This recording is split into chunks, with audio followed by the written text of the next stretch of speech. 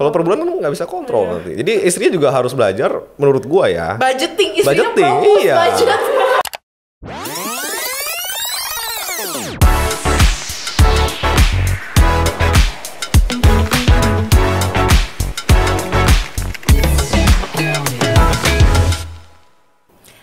Welcome to Luxy Talk episode 6. In this episode, karena kita temanya sudah smart casual kali ini, agak-agak semi formal gitu ya. Karena kita mau membahas sesuatu yang agak lebih serius, tapi tetap relatable juga sama kalian. Kita membahas sesuatu yang berkaitan dengan keuangan.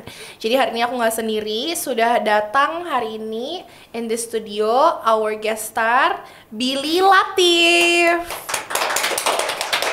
Halo Bill, Halo. apa kabar? Lama nggak ketemu Jo, Iya. ketemunya di sini langsung. Benar, jadi Billy Latif ini merupakan seorang full-time investor. He is also a financial expert, jadi banyak juga Billy memberikan edukasi-edukasi atau opini lah mungkin ya, atau beberapa analisa ya Billy di social media Billy ya mengenai industri keuangan. Ya jadi memang kalau pekerjaan utamanya ya investor, cuman di samping itu ada bikin komunitas lah, sekalian edukasi investasi gitu. Namanya Think gitu. Oke, boleh diceritain nggak sedikit ya gitu kesibukannya di situ sebagai apa misalnya dan komunitas seperti apa? Gitu. Oke, jadi yang bikin itu memang semuanya full time investor. Oke. Gitu. Cuman kita pikir daripada kita analisa sendiri, plus semuanya juga ada memang hobi untuk ngajar, ya udah kenapa kita nggak sekalian apa yang kita analisa kita Sharing ya. kita share, kita bikin materinya, kita bikin website aja, subscription gitu, terus ya gitu aja sih. I see. Nah, kita nanti akan membahas topik beratnya yaitu bagian Billy ya, karena meskipun saya kuliah finance, saya sudah bukan praktisi lagi. Jadi ntar mungkin bahas sedikit-sedikit aja lah Bill, kayak orang mau cara investasi ntar ya, gimana. Boleh. Cuman kita membahas soal kondisi finansial dulu nih sekarang. Nah, kita membahas yang pertama mengenai quarter life crisis. Karena Anda umur berapa? 25, pas lu juga 25 kan? Gue belum 25 tapi akan 25 ya. Oke, bentar lagi nih. Iya, gimana nih Bill, quarter life crisis kayak financial condition, status, terus kayak ada orang yang bilang umur 25 tuh harus udah punya apa sih? Kayak gitu, kayak gimana sih? Apakah am I on track? Am I getting behind? Gimana? Kayak menurut lu, Anda sendiri mengalami atau gimana? Kebetulan enggak ya, karena mungkin gue cukup beruntung gitu loh. Gue dari muda udah tahu arahnya tuh mau kemana. Gitu. Walaupun along the way pasti ada adjustment, ada kalibrasi lagi. Cuman nomor satu harus tahu dulu sih kita mau jadi apa. Gitu, kita mau jadi apa. Kalau ceritanya gue sendiri, kebetulan gue dari SMP itu bokap gue udah pernah masukin gue ke seminar bisnis. Jadi gue udah cukup sadar lah. Gitu kalau misalnya ini di konteksnya finansial ya. Kalau cari uang itu nggak gampang, karena mulainya early. Kadang-kadang kita mau tahu tujuan hidup kita apa itu kan harus sambil jalan ya. Bener. Gitu. Nah jadi along the way gue sadar kalau memang jalan gue ya di investment. Kapan tuh Bill sadarnya? Kayak gue mau jadi full time investor. Dari dulu, maksudnya ketika gue SMP itu gue sadar kalau gue rasanya udah arahnya antara ke bisnis atau ke bisnis sebenarnya, awalnya bisnis gitu. Karena kalau gue cuman kerja doang misalnya tanpa ada investment sama sekali, menurut perhitungan tuh akan sulit lah. Ya kan, kalau tergantung lifestyle ya. Cuman dulu ya gue hitung-hitung kok kayaknya berat, dan kayaknya kalau nggak start early tuh mepet. Gitu. Jadi gue dari awal tuh udah sadar kalau memang rasanya harus bisnis. Dari SMA udah ada coba-coba, kecil-kecilan, serabutan sih Jo, serabutan. Cuman at some point gue sadar kalau bikin bisnis tuh nggak gampang, gitu ya. Kalau lu bikin bisnis dari awal, small business, itu kan unsur spekulasi gede banget. Betul. Setuju nggak Jo? Betul. Ya kan, kadang-kadang kita udah all in capital, all in waktu, effort, dan dibilang pasti berhasil juga nggak bisa ngomong gitu kan. Belum tentu. Gitu, dan di momen gue mulai sadar kalau di Indonesia ini banyak perusahaan-perusahaan besar yang TBK, yang lu bisa beli sahamnya, beli saham kan beli bisnis. Betul. Dan karena pasar modal itu volatile, kadang-kadang lu bisa dapet perusahaan bagus di harga murah, dan lu tinggal beli. Gitu. Jadi ketika gue mulai sadar itu kurang lebih sih awal kuliah.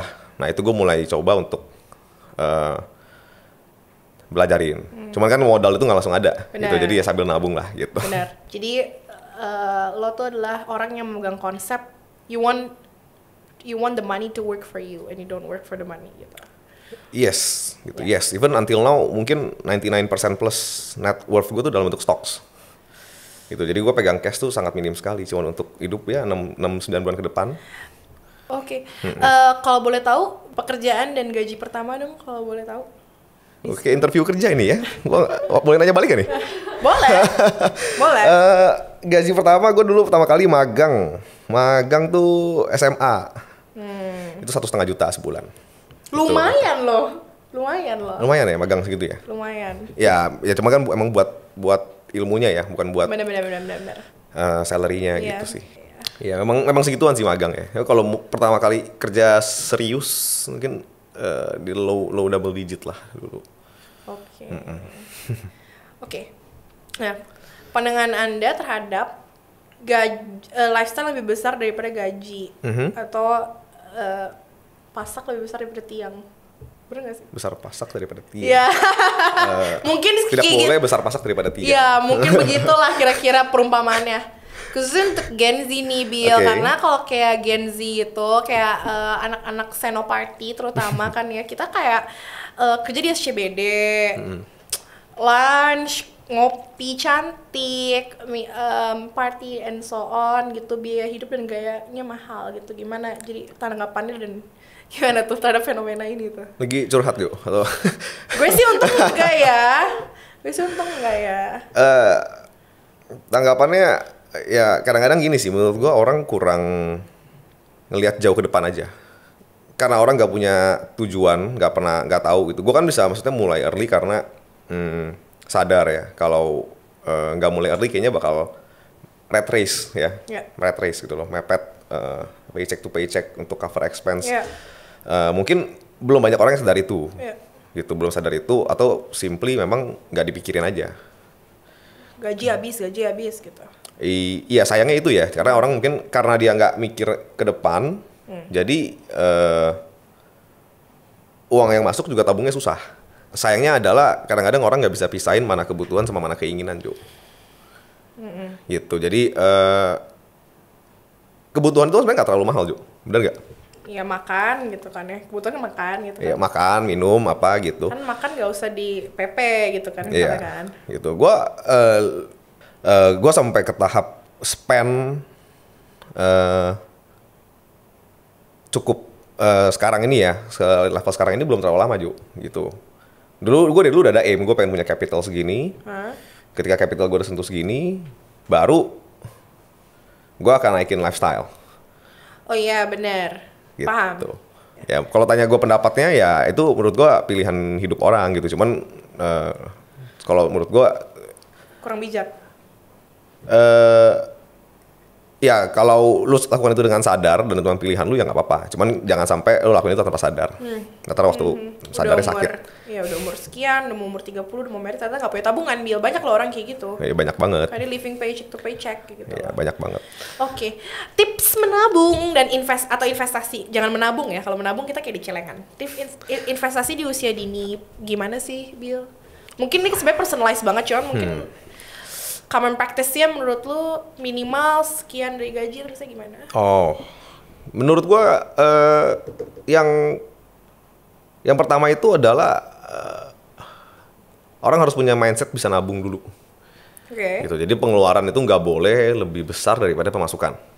Benar. Itu dulu. Yang kedua itu adalah ini gua mengutip mentor gue juga sih. Adalah fokus tingkatin earning power. Karena apa yang mau tabung? Kalau ditabung kalau earning power-nya nggak naik, gitu kan.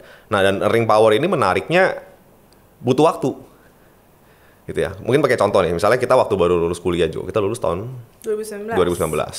Mungkin gap penghasilan antara gua, lu, orang-orang lain, teman-teman kita mungkin nggak terlalu jauh. Cuman coba lu tarik 10 tahun ke depan, misalnya dikatakanlah di umur 30 tahun, itu pasti kelihatan tuh gapnya menjadi jauh. Ada yang misalnya gajinya 10, ada yang 50, ada yang 100 gitu. Apa yang membedakan orang yang punya income besar dan income yang kurang besar 10 tahun dari sekarang. Nah, kalau misalnya kita coba lihat ya yang ada di sekitaran kita itu biasanya management skill, leadership skill. Yeah. Jadi kalau saran dari mentor gua ya kerja itu waktu masih awal-awal, ini kan ceritanya untuk anak muda kan, yang masih awal-awal itu fokus cari kerjaan yang Meningkat. mungkin nggak perlu terlalu besar perusahaannya, Oke. tapi lu punya bos yang bisa nge-lead dengan baik dan lu bisa belajar dari dia dan lu bisa kerjain banyak hal sekaligus. Dan lu bisa eventually gaining the management and leadership skills yang Yes. tadi lo bilang. Gue rasa itu mungkin first step-nya. Kalau teknisnya mungkin yang paling gampang itu adalah harus tahu dulu your current position sekarang itu pengeluarannya berapa, pemasukannya berapa. Oke. Kalau udah tahu, tips paling simple itu biasanya adalah pisahin rekening juga. Bener. Oke. Menurut lo tuh orang sukses tuh apa ya, Bil? Terus kayak ada orang kayak bilang, kan sekarang sering tau kayak cara mendapatkan 100 juta pertama atau kayak 1 M pertama di umur 25 tahun, semacam kayak gitu tuh. Menurut lo sukses orang tuh kayak apa sih? Oke, yang pertama mungkin jangan pakai standar umur segini harus punya segini sih. Karena jalan orang beda-beda, Jo. Maksudnya ada orang yang lahir di keluarga yang berkecukupan, lu bisa mulai offense gitu, lu bisa kerja sebaik mungkin dari muda gitu ya, nggak harus mikirin besok makan apa. Tapi ada juga orang yang lahir itu mau makan apa aja susah, gitu kan. Belum misalnya harus bantu adiknya, atau tidak bantu orang tua jualan atau apapun. Jadi kalau kita set standar kayak gitu, kayaknya kurang sehat gitu loh. Makanya kadang-kadang sosial media itu, gue kalau bukan karena kerjaan, gue udah pasti nggak main sosial media lagi gitu loh, udah males. Cara mendapatkan 100 juta pertama di hidup versimu? Udah dapat kan 100 juta di umur berapa? 17 tahun udah dapet ya? Lupa sih Jo, nggak inget gue, nggak ingetin gue. 100 juta pertama? I think 19 mungkin 19-20, nggak inget juga, gue lupa juga. Cuman caranya gimana ya? Kerja iya. Jangan nabung, ngepet. kerja dan sambil invest gitu loh. Kalau lu bisa double your capital, your money every year, 1 jadi 2, 2 jadi 4, 4 jadi 8, setiap 7 tahun your capital kali 100 kira-kira. Gitu. Kedengarannya mustahil sih, cuman maksudnya both my mentors ngelakuin itu dari 7 tahun yang lalu. Nggak perlu sampai sana, cuman maksud gua setahun 20-30% is not that hard kok sebenarnya. Gitu. Yang penting punya prinsip yang benar aja, framework yang benar. Gitu. Spill range angka pengeluaran setiap bulannya. Angka? Pengeluaran. Gak enak, Jo. Range aja. Range aja. Lu tebak dong coba berapa kira-kira? Pengeluaran. Pengeluaran lah, jangan masukan ya. Pengeluaran aja. Iya, kalau pemasukan kan. Pengeluaran. Tunggu, kita breakdown dulu pengeluaran lo ya. Ada cicilan atau enggak? Misalnya lu nggak beli. Zero debt. Oke. Nggak ada cicilan. Tinggal masih ini ya. Gue tinggal masih sama orang tua sekarang. Iya. Paling berarti pengeluaran lo adalah makan, utilities gitu ya, bensin, telepon gitu-gitu kali ya. Kira-kira berapa coba? Kalau 10 juta. Ya roughly segitulah kira-kira. Cuman gue baru naikin ke situ tuh belum lama, Jo. Iya. Dulu itu mungkin less than 5 million. Iya. Gitu. Iya benar. Makanya yang gue terapin ke diri gue ya, Bill. Itu kan gue sempet curhat juga kan, gara-gara kayak kenapa ya kok uang gue nambah tapi income gue nambah tapi uang gue nggak nambah gitu kan ya. Kan biasa lah Bill, penyakitnya anak-anak yang baru punya uang sendiri kan. Dan lu juga pernah mengalami, gue juga pernah mengalami. Norak kan, heboh gitu kayak aduh gue bisa jadi sendiri, mau beli, mau apa, mau makan gitu kan. Iya, kayak wah income-nya gede banget nih, anak segini udah punya segini gitu kan. Pasti, makanya gue sih bilang kayak gini, kayak kalau misalnya kalau penghasilannya 4 juta dan dia bulan itu misalnya nabungnya spendingnya 2 juta dan nabungnya 2 juta setengah-setengah misalnya gitu. Ketika nanti dia misalnya naik ke 6 juta itu hal yang harus dilakukan adalah sebenarnya spendingnya tetap 2 juta, nabungnya yang 4 juta gitu, bukan jadi 3 juta gitu. Harusnya begitu. Iya gitu. Itu yang lo lakuin juga kan, bilang lo baru naikin lifestyle lo this berapa belakangan ini gitu. Iya, berapa bulan. Tahun ini lah, tahun ini baru mulai agak naik sih. Oke, Billy Latif sebagai IP tertinggi waktu kuliah, IP tertinggi jurusan angkatan 2015.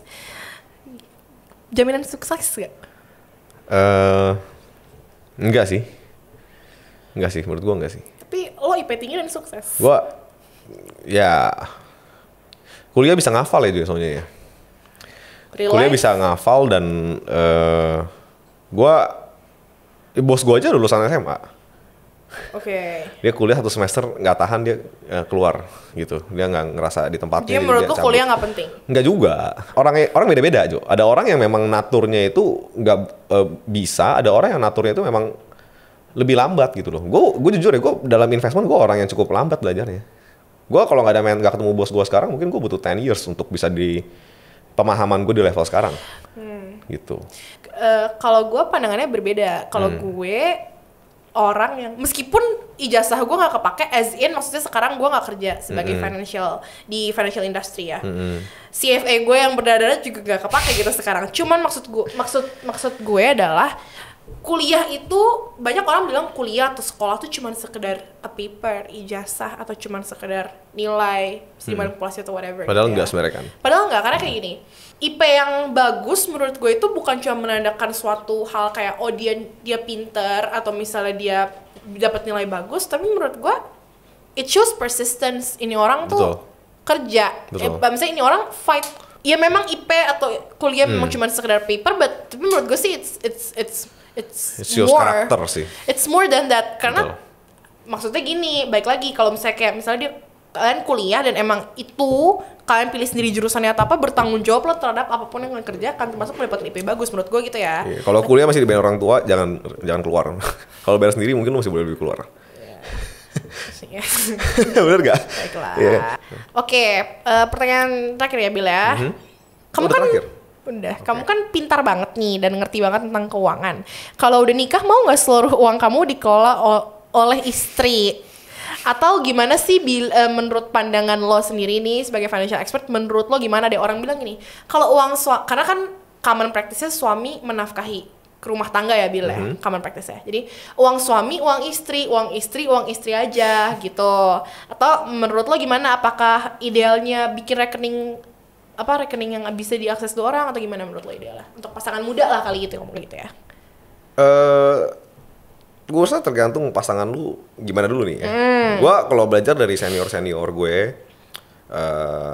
yang udah punya istri, udah punya anak ya. Jadi biasanya yang ngatur keuangan untuk rumah tangga, pengeluaran per bulannya mau berapa, all in ya, termasuk liburan, mau beli tas apapun, semuanya berapa, itu yang ngatur istri. Sekalian biar istrinya juga belajar gimana cara manage uang. Iya. Gitu. Jadi untuk pengeluaran sehari-hari, termasuk budgeting mau makan di mana, apa semua sebulan mau keluaran berapa, itu biasanya kebanyakan gue lihat istri yang ngatur. Tapi yang oil well, yang penghasilan sumber ngasilin uangnya, ya tergantung istrinya kalau menurut gue. Kalau istrinya bisa ya nggak apa-apa bareng. Yeah. Atau mungkin bagi setengah-setengah atau gimana manage-nya. Ada juga yang begitu gue kenal. Tapi kalau yang istrinya memang bukan expertise di sini, ya biasanya tetap suaminya sih. Gitu. Mungkin kalau tebakan gue ya tergantung dapat istrinya kayak apa. Kalau istri gue bisa hobinya sama kayak gue, ya mungkin bisa diskusi bareng, bisa atau bagi porsi. Oke. Jadi lebih kayak gini ya, suami ngasih 10 juta bulk gitu ya, kayak lu beli per popok. tahun aja. Bukan per bulan? Per tahun dong biar pinter. Kalau per bulan kan nggak bisa kontrol nanti. Jadi istrinya juga harus belajar menurut gua ya. Budgeting, istrinya Budgeting, propose iya. budget. Nanti reimburse. Enggak reimburse, langsung dikasih ke rekening bersama. Kayak, Pak, ini budgeting kita per bulan kira-kira begini. Nanti Desember kita mau liburan ke Disneyland. Iya, gitu. bener. Jadi istrinya harus bisa. Oh ya nggak usah, ya ngomong aja. Bikin Jangan kaku-kaku budgeting lah. dong. Kita mau liburan Pak ke Disneyland ini. Bikin tuh budgeting, belajar. Ya maksudnya kan kadang-kadang gini loh, kadang-kadang kan mungkin istri mau liburan kemana, apa itu kan semua didiskusikan bersama gitu. Cuman kalau yang gue lihat senior gue kayak gitu. Oke. Jadi lu setahun mau spend berapa, ya udah dikasih inbox segitu. Cuman pakainya jangan langsung sebulan habis, itu istri belajar. Yes, ya dong. Saya Oke, jadi kira-kira begitulah ya pembicaraan kita mengenai topik-topik keuangan. Jadi hari ini abis itu kita next segmennya adalah kita mau main game. Tapi sebelum itu, Bill, another tips that I can gift atau maybe another tips adalah menurut gue adalah yang tadi lo bilang, kebutuhan sama keinginan itu beda gitu. Dan untuk kayak kadang-kadang kita kan kalau cewek-cewek apalagi bilang kayak lucu pengen beli gitu kan ya. Menurut gue penting banget untuk kita membeli atau mengkonsumsi sesuatu yang emang value for money-nya ada. Gitu. Yang adalah Lux Crime obviously. Gitu. Jadi as you know, this is one of our top selling products. Ini sudah terjual lebih dari 1 juta pieces bedak ini. Terjual 1 setiap 2 menit. Jadi tadi kita ngobrol tuh terjual satu. Yes, gini. Best rating. Sekarang udah ada 3 shade baru. Jadi menurut bener gak Bill? Salah satu cara investasi adalah invest juga in produk-produk yang emang kualitasnya bagus. Ya harus. Iya, kan? Gua pribadi kayak gitu. Ini Lux Crime open for investment nggak? Oke, Billy, seberapa Anda mengetahui tentang makeup? Kayak dari 1 sampai 10 mungkin berapa? 1. Oke, jadi gue bakal challenge lo untuk tebak harga produk-produk Lux Crime. Supaya lo gak tulus banget, nanti gue kasih kayak ini apa, buat apa gitu deh gitu ya. Yang pertama, kita punya namanya ini Tway Cake. Tway Cake itu adalah bedak. Harganya berapa? Bedak tuh dari apa sih bikinnya? Tak dan silika. 150? Harga yang benar adalah 129. 29 ya. Berarti kurang mahal jualnya, Jo. 150. Coba nanti kita naikin ya 149 ya. Naikin margin dikit boleh lah. 149. Oke, ini. Terus kita punya, tahu dong ini apa? Lipstick. Ya. Menurut lu lipstick itu lebih mahal atau lebih murah daripada bedak? Lebih mahal harusnya. Karena apa? Nebak sih, Jo. Tapi secara area coverage kan lebih gede apa lebih kecil? Lebih kecil. Cuman ada yang buat mulut, mungkin bahannya beda. Oh gitu. Gue bener-bener buta sih. Coba Gua secara nggak tahu size. raw material dari apa nih? Ini berapa ya? Ini kan 8,5 gram. Ini kan 4,5. Ini 4,5. Coba menurut logika menurut lu berapa harganya ini? Wah, ini gue salah diundang ini gue. Gue nggak tahu sama sekali loh. Mungkin berapa ya? Lipstick ini apa? 250? Oh, 109 ya bener ya? Iya. 109. Oke. 109. Jadi untuk Lux Crime ini bila kita we offer best quality products with kayak very affordable price. Oke. 109 Mantap. ya guys. Lagi ada bundle juga, ada diskon ya. Check out. Gue berarti terlalu ini ya, terlalu royal ya.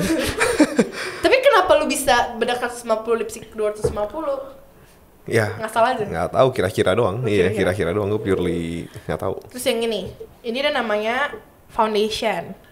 Oke. Tapi ini 2 produk gitu Bill. Jadi bawahnya itu foundation. Terus yang ini tuh concealer. Gue juga yakin lu nggak tahu sih artinya Gue apa. tahu concealer buat hilangin bolong-bolong di muka gue. Iya, benar. Nah, ini foundation. Jadi ini 2 in 1 gitu Bill produk. This is lumayan inovatif nih. Ini berapa kira-kira harganya? Ini usul gue judi namanya ini. Gue bener-bener nggak tahu tuh. Bahkan, iya. Berdasarkan analisa lu mungkin. Ya, around 200-an juga. Berapa harganya? 169. 169. Ya mirip-mirip lah. Oke. Berarti kurang mahal ya gue jualnya? Ya, gue nggak tahu. Gue nggak mesti tahu dulu kompetitor lo berapa semua kan. Oke.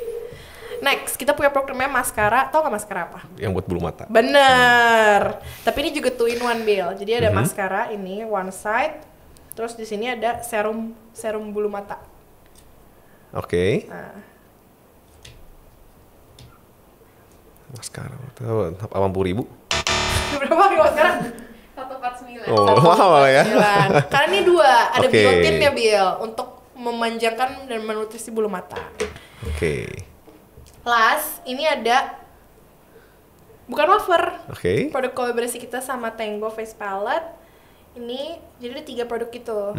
Bronzer, blush, sama highlighter nih buat perona wajah lah gitu ngomong. Produk collaborations.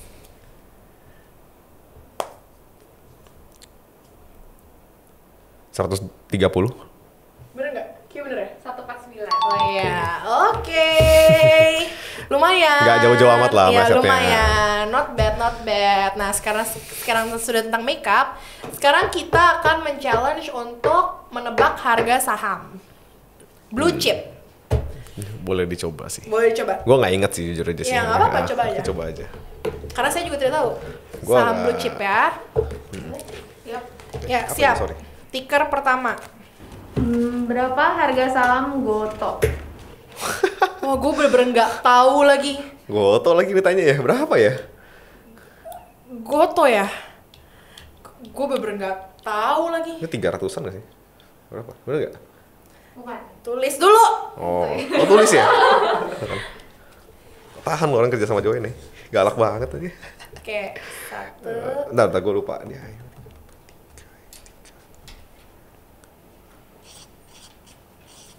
Satu, dua, tiga. Jauh-jauh banget. 218. 250 gua. Tapi gue tulisnya 2200. Harusnya gocap ini Goto ini. Bukan 218, gue tulisnya 2200. Gue nggak tahu. Oh, iya. Nggak soal saham ini kan very ini ya. Bukan Iya. berarti 200 tuh harga lebih murah daripada 30.000, you know what I mean kan? Gue ngerti. Kebayang nggak sih maksudnya bukan kayak gitu deh intinya. Iya, ya itu cuman aktanya beberapa lembar saham. Tapi bukan berarti kayak oh berarti dia 200 lebih murah daripada harga Unilever gitu, gak gitu. Iya, kayak gitu, betul. Billy yang benar karena lebih dekat. Iya. Kenapa gue 2200 sih gue nggak tahu. Iya. Lanjut. Oke. Ini berapa harga saham Adro?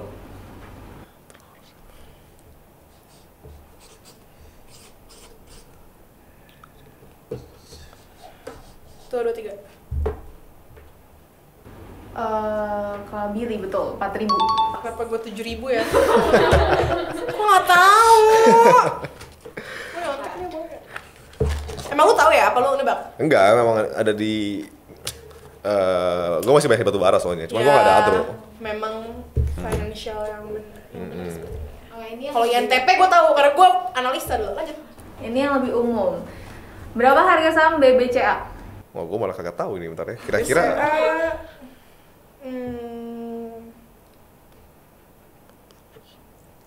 kan udah stock split ya, udah stock split tuh.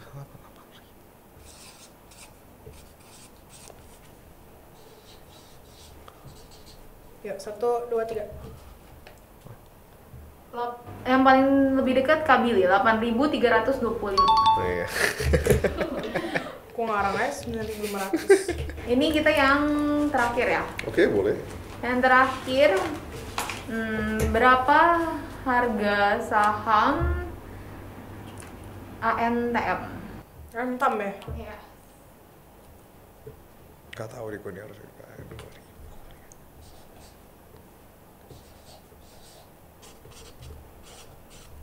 Satu, dua, tiga. 1.500. 450. Yang lebih yang lebih dekat Kabili lagi. Berapa sekarang? 1.880. Ya orang gua ngarang. Gua nggak tahu. Rasain kan lu tebak ini gimana rasanya? Iya maksudnya kayak, lu ngomong apa juga tahu.